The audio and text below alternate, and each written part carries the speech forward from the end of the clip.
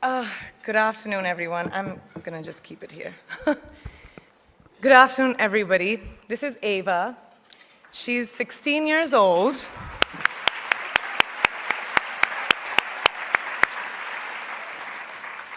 An age where girls should be enjoying their innocence and joys of their youth.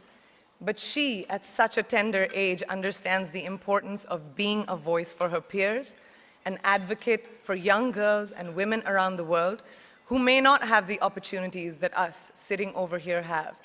So receiving this honor from a hero like her makes this so much more exceptional. So thank you.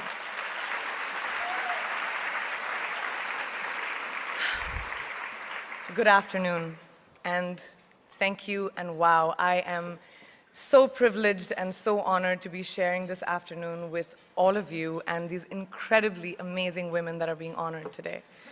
I'd like to extend my congratulations to each one of you, Octavia, Michelle, Kelly, Patty, and all 50 women that have been included in the Impact Report. Your achievements not just inspire me, but also so many others to work harder, to be better, and to make a dent wherever we can. So I'm very, very proud to be standing alongside of you. So in life, there are moments when you stop and ask yourself, how did I get here? Like, why am I standing here? Well, this is definitely one of those moments for me. And I find myself going back to the beginning, back to my roots. I was born to incredible parents, amazing parents who served as doctors in the Indian Army. I was the firstborn, and as far back as I can remember, I made my parents very proud and happy 99% of the time. Okay, slight exaggerations of personal achievements are allowed from time to time, don't you think? My brother was born a few years later, and even then, nothing changed for me. We were both given equal opportunities, and I want to emphasize this. I want to really emphasize this for you because I don't think a lot of people might understand that being equal might seem very normal. But where I come from, India, and a lot of developing countries around the world, more often than not, this is an exception. It's actually a privilege. My first experience of the glaring disparity between boys and girls came at a very, very young age. I grew up in a middle-class family with extremely philanthropic parents who constantly reminded me and my brother how lucky we were and how giving back to those who were less fortunate was not a choice, it was a way of life. Simple.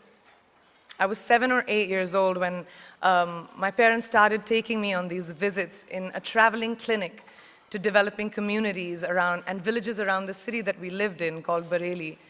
We were packed into this ambulance, and my parents would provide free medical care to people who couldn't afford it. My job at the age of 8 was assistant pharmacist.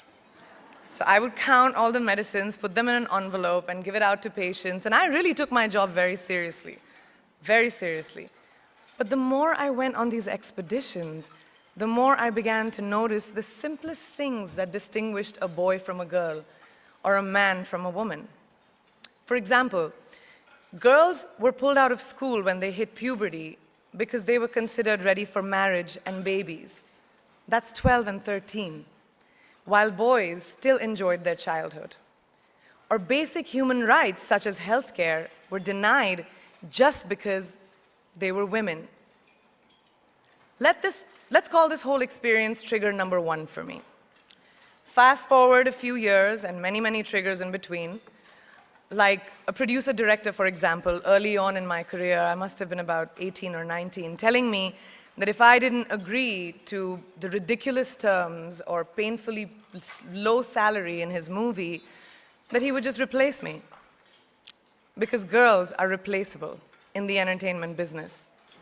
That was a memorable one. Made me decide to make myself irreplaceable. But I think what really moved the needle for me and ultimately led me to create the Priyanka Chopra Foundation for Health and Education, and around the same time partner with UNICEF, was an encounter with my housekeeper's daughter. About 12 years ago, I came home from set early one day, and she was sitting in my library reading a book. And she must have been 8 or 9 years old, and I knew she loved reading. So I asked her, I was like, it's a weekday, why aren't you in school? And she said, oh, I don't go to school anymore. So I went and asked her mother, and I said, why isn't she in school? And her mom said that her family couldn't afford to send her and her brothers to school, so they chose the boys.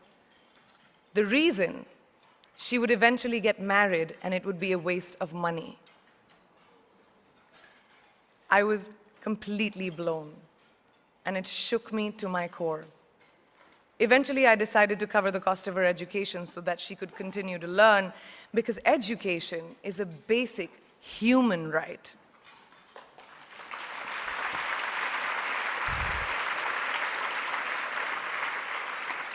And a huge necessity, especially today. From that point on, I was determined to make a difference in as many children's lives as I could, in whatever big or small way that I could contribute. There's a really, really beautiful quote that I read recently, and I think it's absolutely appropriate to explain what I'm trying to say today.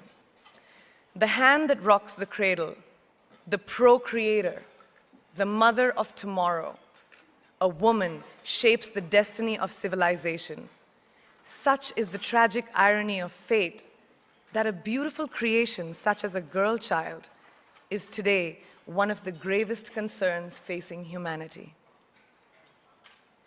Girls have the power to change the world. It is a fact, and yet today, girls are more likely than boys never to set foot in a classroom, despite of all the efforts and progress made over the last 2 decades. I'm just going to give you a stat, more than 15 million girls of primary school age will never learn how to read or write, compared to 10 million boys. Primary school, it's the beginning of our future. Over the last 11 years, I have witnessed firsthand the incredible work that UNICEF does for children around the world, especially victims and survivors of child marriage, displacement, war, sexual violence. But there is still so much work to do. And for me, that is the fuel to my fire. The reason I'm so committed to this cause, and that is where my passion stems from, because I know that a girl's education not just empowers families, but communities and economies. A result of her education, we all do better. It's just as simple as that.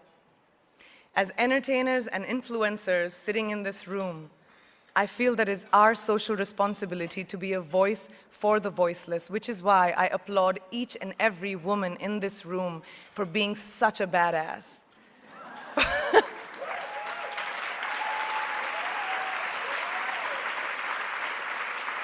For using your platform and your voice to contribute to change, and for ensuring that there is not even one lost generation as long as we are alive. I'd like to thank Variety and all of you for encouraging me and all of us in this room to keep going and fighting on. Thank you so much.